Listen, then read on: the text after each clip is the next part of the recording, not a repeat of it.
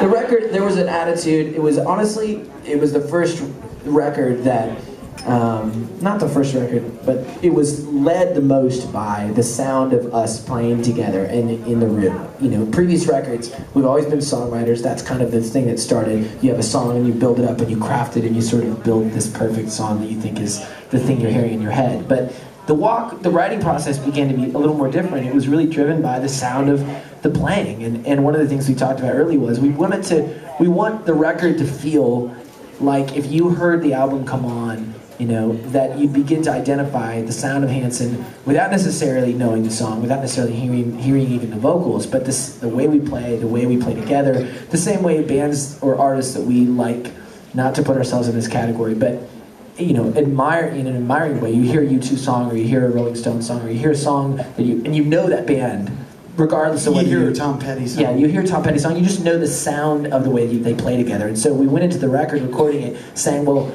we want to capture the way we play in a room together. We want to record it in a way that allows us to sort of arrange it, start with a core sound, and then kind of build layers around it. And throughout the years, you know, do that in bits and pieces, depending on what the song is. But for us, The Walk was really about taking that record and I guess you could say forcing it into a mold. Forcing it into a context. Actually limiting ourselves a little bit. Yeah, deliberately limiting ourselves and saying, well, you know, we could do it, you know, this way, but what we want to do is we want to make sure that it is based on a live performance, based on, you know, as few quote-unquote parts as possible, and minimizing that record. Which always seems to go awry at some point. Yeah, it does. We're like, it's going to be minimal with an orchestra. It's going to be minimal, but we're going to fly to Africa and record a bunch of kids in Africa. Yeah. International minimal.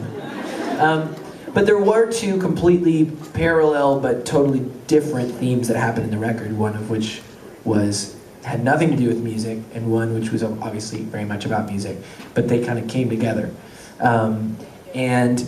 Trying to think about how to build the story of the connection with Africa, you know, we've always been passionate about music. We've talked about it from the beginning. We're all geeks for music.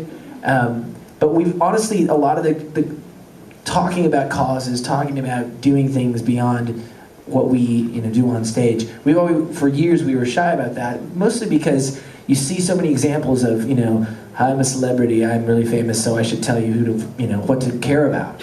And you see that happen all the time, and it kind of makes you want to throw up, you know? At least it did to us. At least the way it's often done, you know? You go to a red carpet, you know, you walk down, take some pictures, and you say, I support, what's the cause again? Oh yeah, and they give you a gift bag and a free iPod, and you go home. And so there's a good way to, you know, but on the other hand, we've always felt like, you know, if there was one word that was more important than anything in our music, it was passion. And the word passion just means so many things. And on a personal level, we were going to this record, and part of the theme of the process was we were deciding to take time to do certain things differently. Some cases it was the process of the record. In some cases it was planning for the next tour and making that, thinking about it before we were making the record instead of thinking about it afterwards. And there were a million signs, some, you know, call it fate, spiritual, you know, all these different things happening, where we were sort of called and felt like we were meant to go to Africa. And it was kind of, one hand it was completely mysterious, and on the other hand it was very factual.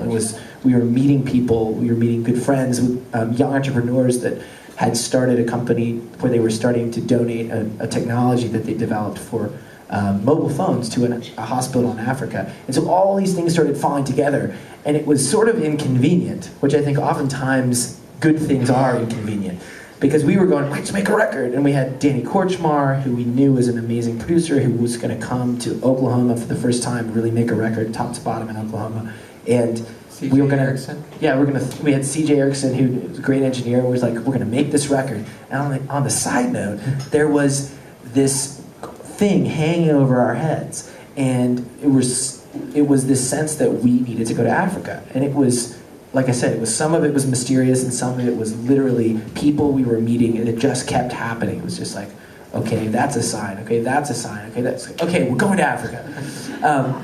I remember, we were a good part of the way through the record, And the day that we walked in, we're like, "Hey, Danny, I need to tell you something.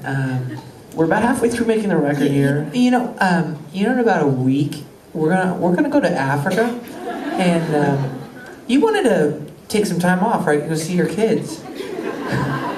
He's like, really? What's in Africa? You're joking, right? And at that point, we began to have the thought that there was going to be a musical connection. I mean, obviously we're musicians, so we assumed that something